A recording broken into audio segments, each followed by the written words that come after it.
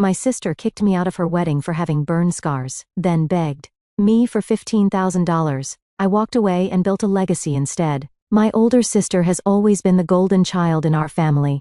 Growing up, she was that tall, blonde, athletic head cheerleader type who peaked in high school but never realized it.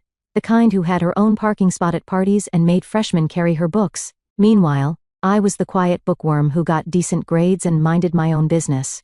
I had my small circle of ride-or-die friends, while Melanie had her army of basic clone followers who all wore the same stuff and talked the same nonsense. Our parents, both 58, never admitted they had a favorite, but it was obvious. Dad would beam with pride at Melanie's mediocre soccer games, but had meetings during my academic awards. Mom kept a shrine of Melanie's homecoming photos on the mantle, but tucked my college acceptance letter in a drawer somewhere. A classic one kid gets the spotlight, one gets the shadows dynamic. For context, I wasn't born looking like a burned marshmallow. 3 years ago, I got caught in a nasty house fire. It was 2 in the morning, and I woke up choking on smoke so thick I couldn't see my hand in front of my face. The hallway was already engulfed. Turns out, some ancient wiring in my apartment complex decided to give up that night. I had to crawl through literal flames to reach the fire escape, managed to drag myself out, but not before getting seriously messed up across my neck and upper chest. The doctors later told me another 2 minutes and I'd have been toast. Literally. I spent 3 weeks in the ICU in the kind of pain that makes you question if staying alive was the right call. Morphine barely touched it. I ended up with gnarly burn scars, raised pink and red patches that look like melted candle wax. I had 3 surgeries to try fixing the damage. It's better, but still obvious when you look at me. Kids point. Strangers stare. Dating apps went from hot girl summer to are you a survivor of something? How'd I handle the trauma? Like a freaking boss. I didn't have the luxury of falling apart.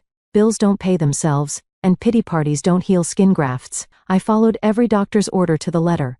Even the weird ointments that smelled like dead fish and stained everything yellow. I did all my physical therapy sessions, even when they hurt like hell and left me crying in my car afterward. I found a therapist who specialized in trauma and never skipped a session, even when she made me talk about stuff that felt like ripping my soul open. When the nurses said I needed to expose the burns to air for healing, I sit in my apartment with my shirt off, staring in the mirror, forcing myself not to look away from what I'd become, not because I'm a masochist, but because I refused to be afraid of my own reflection. I didn't cry about it, or beg for sympathy. I just handled my business, learned to change my own dressings, figured out which shirts wouldn't to rub the sensitive areas raw, and practiced answers to the inevitable what happened to you. Questions from every new person I met. During all this medical hell, where was my loving sister? Nowhere to be found. She visited me in the hospital once, on day 3, brought a half-dead plant from the gift shop, and looked at my burns like she might throw up. She kept her distance, like burn scars might be contagious, stayed for exactly 17 minutes. Yes, I timed it, before suddenly remembering she had a hair appointment she couldn't miss. After that, radio silence. She always had some excuse about work being crazy whenever my parents suggested she help out. Can't drive you to PT, got a meeting. Can't help with grocery shopping, planning a work event. Can't come over and help change your bandages, might break a nail. Meanwhile, she found plenty of time to post beach vacation pics and go to wine tastings with her squad. I took mental notes of all this, filed it away, not in a vindictive way, just recording facts. When someone shows you where you stand on their priority list, pay attention. You know what they say, when people show you who they are, believe them the first time. And Melanie showed me, crystal clear, that when things got real, she was a ghost. Fast forward to last year. Melanie gets engaged to this dude, Jason, 32, a standard finance bro with perfect teeth and a country club membership. They met at a charity gala, which Melanie only attended for the Instagram pics, and had been dating for about 2 years. I barely knew the guy beyond awkward small talk at 3 family dinners, where he mostly talked about his CrossFit routine and stock portfolio. Their engagement was peak basic, a rooftop proposal with a photographer, hidden behind some plants, a ring the size of a small planet, and an announcement video that looked like a tampon commercial, soft lighting running through fields, white linen everywhere. She managed to tag 23 brands in that post. We weren't close sisters by any means, but we weren't actively beefing either, just living separate lives in the same city, occasionally showing up at the same family functions, standard stuff. Our conversations were limited to pass the potatoes at Thanksgiving and obligatory happy birthday texts. Then, out of nowhere, she asks me to be one of her bridesmaids, along with 5 of her basic friends. All carbon copies of her with different hair colors, the kind who call each other babe and think personality is drinking matcha and watching The Bachelor. When she asked me, we were at our parents' anniversary dinner. She made a big show of it, presenting me with a cheap gift box, a scrunchie, and a card that said, "I can't say I do without you," in cursive. Mom teared up, Dad got all sentimental. Perfect Kodak moment. I could see right through this move. Pure family optics. Gotta have your only sister in the wedding party, or people might ask questions, right? What kind of bride doesn't include her sister? That would look bad on the wedding website bio. Can't have Aunt Karen whispering about family drama during the reception. I said yes, mostly because I was curious to see how this would play out. Call it morbid curiosity, or maybe emotional self-harm. Part of me thought maybe, just maybe, this was Melanie extending an olive branch, trying to rebuild our relationship. For about a year, I went through all the motions of that wedding planning nonsense. Endless dress shopping, venue visits, registry nonsense, the whole circus. But I noticed patterns early on. She'd always position me on the side in photos, or conveniently ask me to be the one taking pictures instead of being in them. During dress fittings, she'd steer the conversation toward high-necked options that would look good on me, while all her other bridesmaids were picking out strapless or low-cut styles. I observed, said nothing, just collecting data points. One time we were at this bridal shop, and the consultant asked who the maid of honor was. Before anyone could answer, Melanie practically jumped in to say, "Oh, that's my best friend Ashley, the blonde one over there," and then she gave this awkward laugh and added, "My sister and I aren't super close, but family is family, right?" Like I wasn't standing right there. Another time, when we were discussing the bachelorette weekend in Vegas, she casually mentioned, "We'll be spending a lot of time at the pool, so everyone should bring cute swimsuits." Then she looked at me and said, "Or you can just hang at the cabana if that's more comfortable for you." Translation: Please don't show your gross scars at the pool where my hot friends will be taking Instagram pics. I went to that bachelorette party, wore a bikini, posted pictures. Petty? Maybe? Necessary? Absolutely. Then, last month, Melanie asked me to lunch. Just us. Said she wanted to catch up before the wedding chaos got too intense. I already had a feeling something was off. She'd never once wanted to catch up in the 3 years since my accident. Suddenly, she's texting me heart emojis and calling me sis. Red flag city. We met at this overpriced bistro downtown, the kind of place that charges $22 for avocado toast and calls it elevated cuisine. Melanie was already there when I arrived, nursing some pink drink, garnished with edible flowers, and furiously typing on her phone. "Sorry, just confirming some details with the florist," she said without looking up. "Wedding planning is literally killing me." Then she spent 15 minutes circling the drain with cringy small talk about the weather. Can you believe how humid it's been? Her coworkers' drama and her honeymoon plans. We're still deciding between Bali and the Maldives. What do you think photographs better? I sat there, nodding, watching her tap her French manicured nails against her water glass, waiting for the other shoe to drop. This wasn't a sisterly lunch, this was a setup. Finally, after checking her phone for the 12th time, she put it face down on the table, adjusted her posture, and fixed me with what I call her corporate sympathy look. Head slightly tilted, the same look she uses in her LinkedIn profile picture. "I need to talk to you about the wedding photos," she said. I just raised an eyebrow and waited. I knew what was coming, but I wanted to make her say it. Wanted to watch her squirm through every syllable of the nonsense she was about to unleash. Wanted her to own her own ugliness without me helping her soften the blow. "So, Jason and I have been talking," she continued, fidgeting with her napkin. "And we think it might be best for everyone if you weren't in the wedding party." I didn't say a word, just watched her squirm. The silence was making her nervous, which was exactly what I wanted. "It's just that, you know how important these photos are to me. We'll have them forever. And I've been dreaming about this day since I was a little girl. Still nothing from me." Finally, she just said it. "I'm concerned that your condition might be distracting in the photos. It's not that I'm ashamed or anything. It's just about the aesthetic of the day, you know. I kept my face completely neutral, which seemed to freak her out even more. "I still want you at the wedding, obviously," she added quickly. "Just not standing up at the altar with us.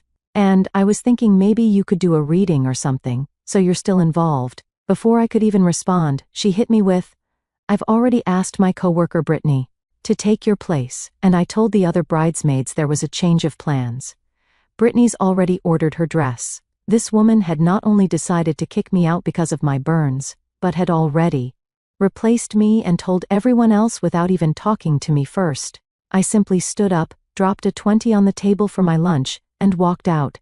Didn't raise my voice, didn't call her names, didn't make a scene, just left. The look on her face was priceless. She clearly expected me to either cry or cause a scene, and my calm exit threw her completely off script. She blew up my phone with calls and texts after, which I muted.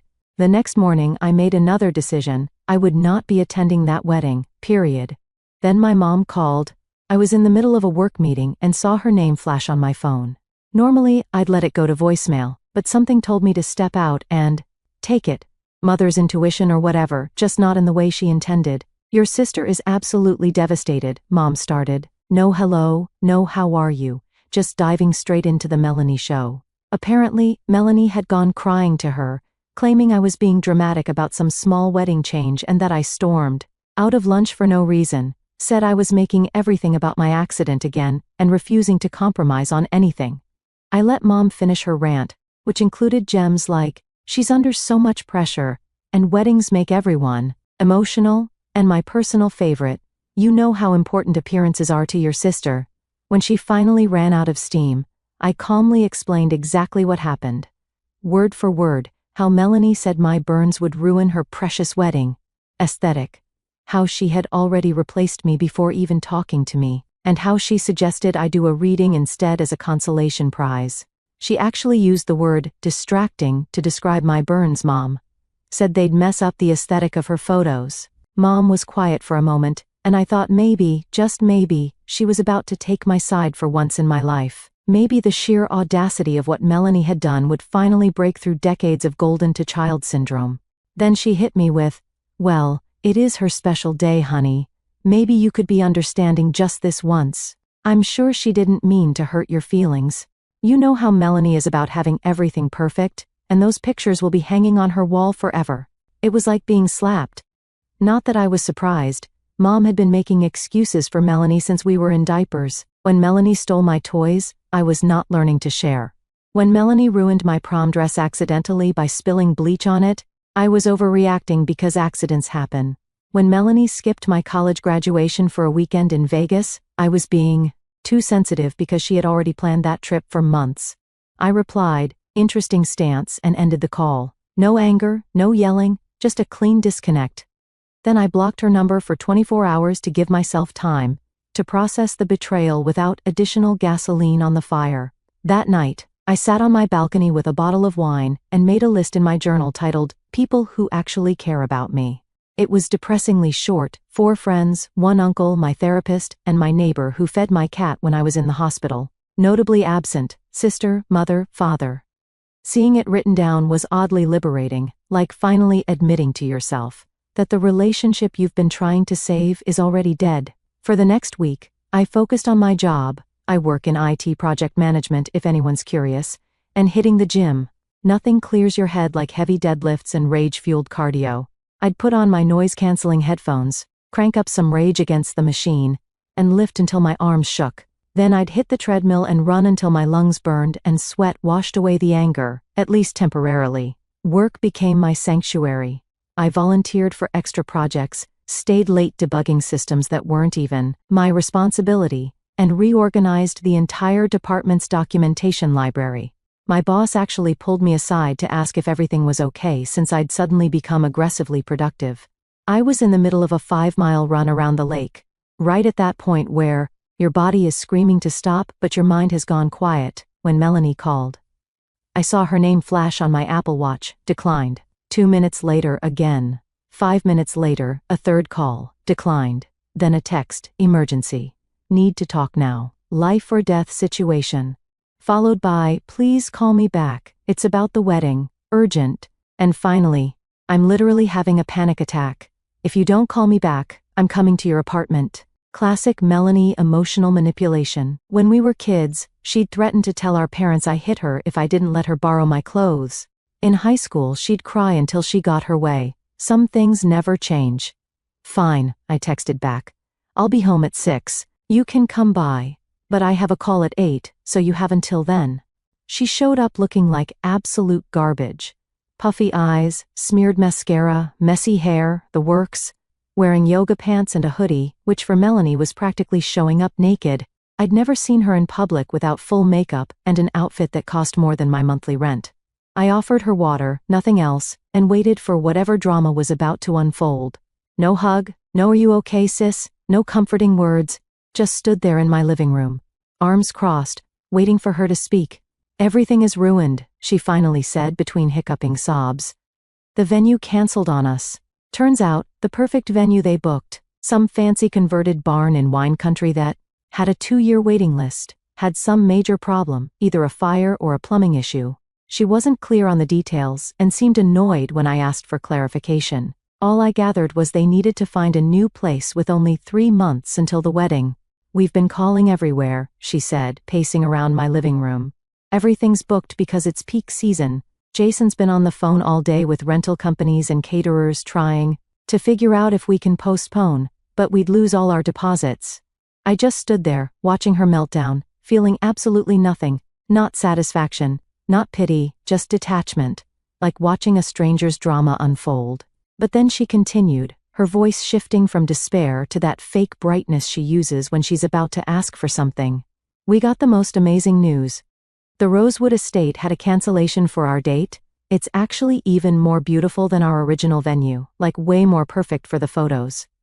"Congrats," I said flatly, but she twisted her engagement ring around her finger. "It's a bit more expensive than we budgeted for." Their dream backup venue was available but cost $15,000 more than they had budgeted. Convenient how there's always a more expensive option when someone else might be paying. Then she dropped the real reason she was there. She and Jason had already spent most of their savings on the first venue. Deposit, which they might not get back, and other wedding expenses. She knew I got a pretty substantial insurance settlement from the fire, about $180,000, after legal fees, and wanted me to help out by covering the extra $15,000 for the venue. I almost admired the sheer audacity. She kicks me out of being a bridesmaid because my burns might ruin her photos but now wants me to pay $15,000 for a venue where I'm not even welcome in the wedding party. I leaned back in my chair and said, "Let me get this straight. You removed me from your bridal party because my burns might affect your photos. Now, you want me to give you $15,000 for a venue where I'm not good enough to stand with you? That's quite a business proposal." She immediately started crying harder, saying I was selfish and vindictive and that if I really loved her, I'd want her to have her dream wedding, regardless of our small disagreement. "Small disagreement?" I repeated. "You told me my burn scars would ruin your wedding aesthetic. That's not a small disagreement. That's you showing me exactly how you see me, as damaged goods to be hidden away." "You're twisting my words," she cried. "I never said damaged goods. You always make everything so dramatic. Your exact words were that my condition would be distracting in your photos. You were concerned about the aesthetic. Those were your words, Melanie." "Fine, maybe I could have worded it better, but it doesn't change the fact that this is my wedding, and I just want it to be perfect. Is that so wrong?" I walked to my door, opened it, and said, "I've already allocated those funds for something worthwhile. This meeting is over." As she was leaving, she turned and said, "I knew you'd make this all about you. It always has to be about you and your accident, doesn't it?" I closed the door without another word. Then I sent a text to my boss, asking for a day off, and blocked my entire family's numbers for 24 hours. I needed to think. For the next 2 weeks, my phone was blowing up with calls and texts from my parents saying I was tearing the family apart over petty nonsense and that I should be the bigger person.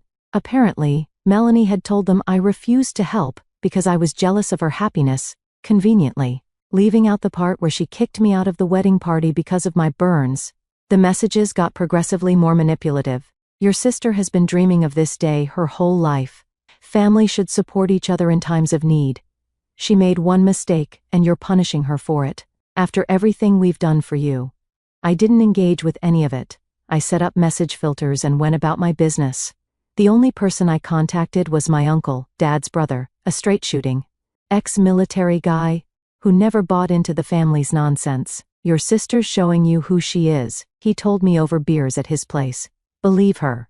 And your parents are showing you where their priorities lie. None of this is a surprise if you've been paying attention." "I have been," I said. "Good. So what are you going to do with that settlement money?"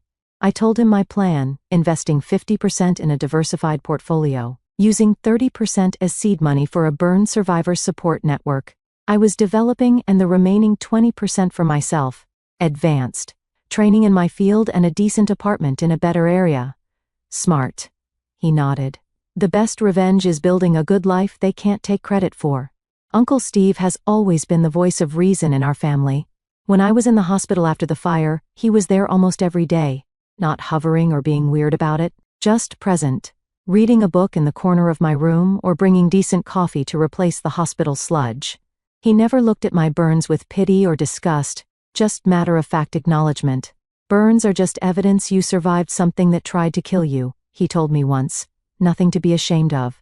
My parents showed up at my apartment unannounced last Saturday. They claimed they wanted to mediate, but it was obvious they came to pressure me in person since I wasn't answering their calls. My mom actually had the nerve to say, "You received that settlement to help you move forward with your life. Don't you think helping your sister would be a positive way to use some of it?" I looked at her calmly and said, "That money is funding a support network for burn survivors. I've already signed the paperwork. The money is allocated, but surely you could spare some of it," my dad chimed in. "Melanie is family. The same family member who kicked me out of her wedding because my burn scars would ruin her photos?" I replied. Their expressions told me everything. They already knew. Melanie had told them exactly why she kicked me out of the wedding party, and they were still taking her side. When I pointed this out, my dad said, "We know she could have handled that better. But she's under a lot of stress with the wedding. You know how she can be when she's stressed." "So stress justifies cruelty now?" I asked. "Interesting standard. Don't be so dramatic," my mom sighed. "She didn't mean it like that.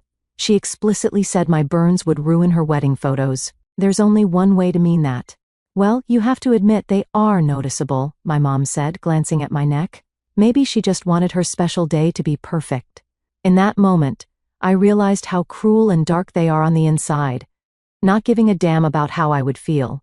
They thought my sister was justified in excluding me because of how I looked, the same parents who'd spent my entire childhood preaching about inner beauty and character mattering more than appearances.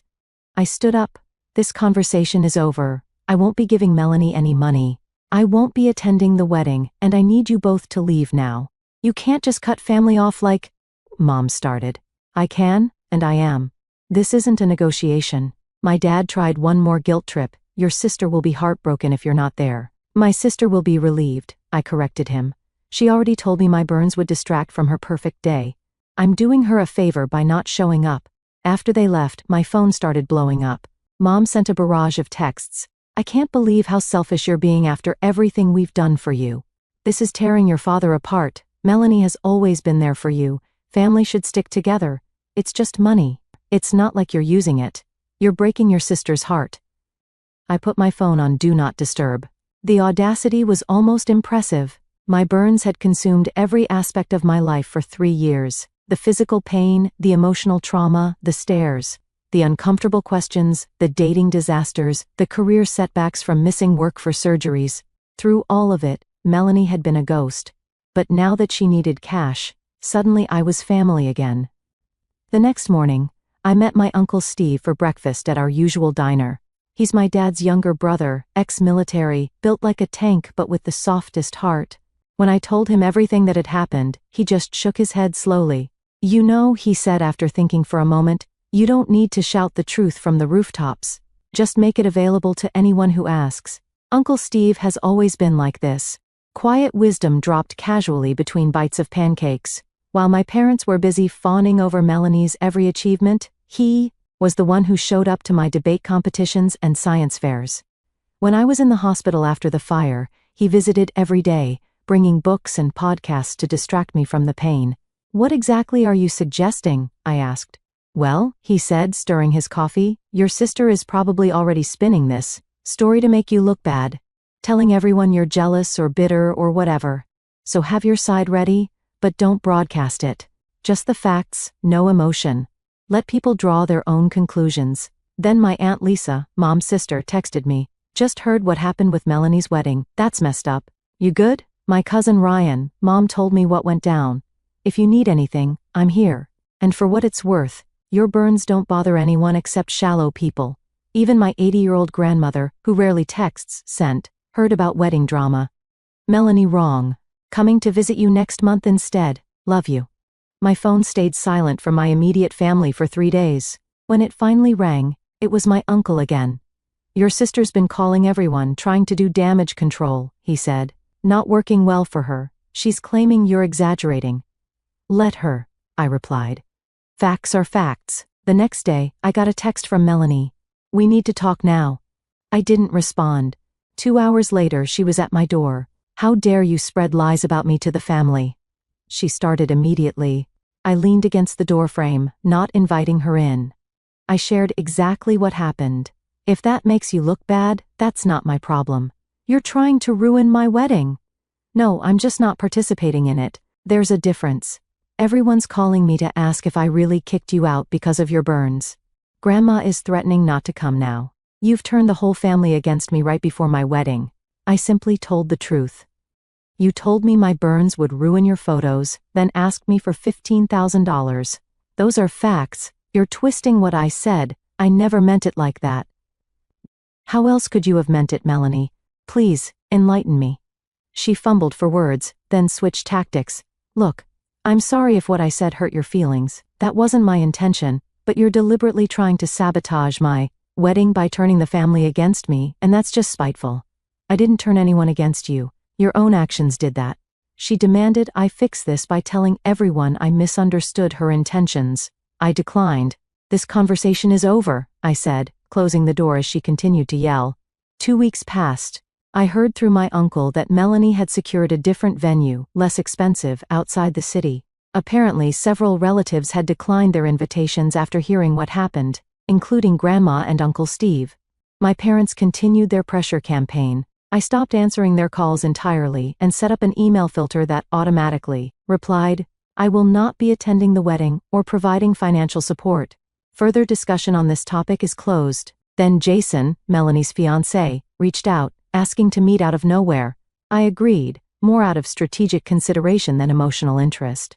We met at a coffee shop near my office. He looked uncomfortable as hell, constantly adjusting his collar and avoiding eye contact. I knew about Melanie asking you not to be a bridesmaid because of your burns, he admitted right away. I told her it was wrong, but... His voice trailed off. But you still went along with it, I finished for him. He nodded. I'm caught between supporting my future wife and knowing she was unfair to you. I'm sorry I didn't stand up for you more. Your apology is noted, I said. Was there something specific you wanted from this meeting? Jason tried to suggest a compromise, me attending the wedding as a guest. I shut it down. He looked stunned, said I was being harsh. I told him this wasn't about feelings, it was about respect, something Melanie clearly lacked. She excluded me because of my scars and still expected money. That's not how this works. He mumbled something about me wanting to hurt her. I told him my boundaries weren't up for debate. Later, Melanie texted asking to meet. I agreed one last time and set a 30-minute limit. She kicked things off by acting like she was doing me a favor, claiming she was willing to forgive me for the drama. When I didn't bite, she pivoted, called me too sensitive, said it was all about logistics, then offered to reinstate me as a bridesmaid if I helped with venue costs. I shut it all down. No bridesmaid role, no wedding, no money, no contact. She exploded, saying I couldn't just cut her off because we're family. I told her family shows respect, and she treated me like a problem to hide and a wallet to drain. When she accused me of twisting her words, I stood up and ended it. Conversation over, relationship over, done. On the wedding day, I obviously didn't attend. Neither did my uncle. I spent the day finalizing paperwork for the burn survivor network I was funding. According to what I heard later, the wedding was tense. Several relatives who did attend made comments about my absence, forcing Melanie to keep explaining why her only sister wasn't there. Grandma apparently showed up for the ceremony, but left before the reception, making a point to tell several people she was disappointed in how Melanie had handled things. My cousin sent me a few pics. The venue was clearly a downgrade from what she'd wanted. A mid-range hotel ballroom rather than the luxury estate she'd been planning on, and Melanie looked stressed in most of the photos. Not that I took any pleasure in that. Well, maybe a little. The day after they returned from their honeymoon, a long weekend in Miami rather than the 2 weeks in Europe they'd planned, Melanie showed up at my apartment unannounced. I let her in, one last time. The wedding wasn't what I imagined without you there, she started. I regret how things unfolded between us. I waited, giving her the chance to actually apologize. Instead, she said, I could have worded things better about the bridesmaid situation. But you overreacted and made everything worse by telling the family. Still, I'm willing to put it all behind us. No, I said. No, I don't accept your non-apology. No, I'm not interested in putting this behind us. No, I don't want to continue a relationship where I'm valued only when convenient. So that's it? You're just done with me, with our parents? Yes. I've reallocated my insurance settlement. Half is invested. The rest is funding a burn survivor network and improving my own life. I've signed a lease on a new apartment. I'm changing my phone number next week. You're choosing your burns over your family, she said with disgust. I'm choosing respect over disrespect. It's that simple. She left without another word. It's been 3 months since I walked away, and honestly, best decision I ever made. I moved, new apartment, new neighborhood, way less chaos. Cut ties completely. New number, new email, cleaned house on social media.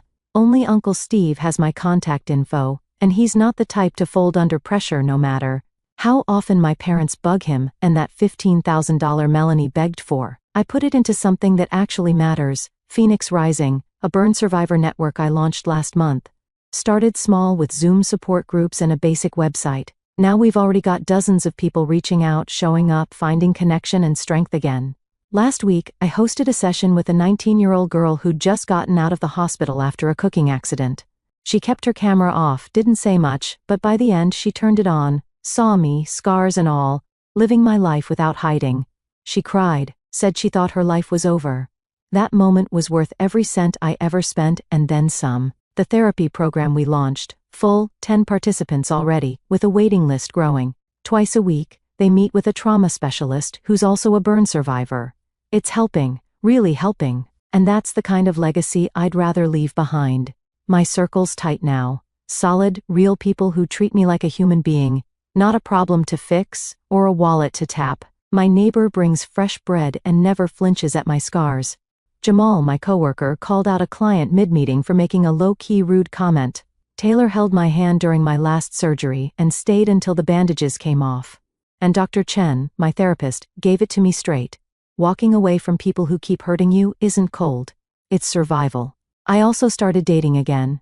Met him through a mutual friend. First date he noticed the scars, asked once, listened, then moved on. No awkward silence, no pity, just calm respect. That alone felt like a win. Got a promotion too. The training I invested in finally paid off, and now I'm leading a team on a major project. Funny how things start falling into place when you stop dragging dead weight behind you. As for Melanie and Jason, word is they're already hitting a rough patch. Apparently, the wedding drama didn't just disappear after the cake got cut. Jason's been asking Uncle Steve how I'm doing, which tells me he might finally be seeing what I saw all along. But that's not my circus. I used to think that fire ruined me. Took so much, my peace, my confidence, the body I used to recognize. But now I see it for what it was. The thing that burned away everything fake and forced me to rebuild from the ground up. No more pretending, no more shrinking, no more accepting crumbs and calling it love. Some people never change because they don't think they need to. That's fine. Let them stay the same. I'm not. Life's too short to keep people around just because they share your blood. Family is who shows up, not who shares a last name.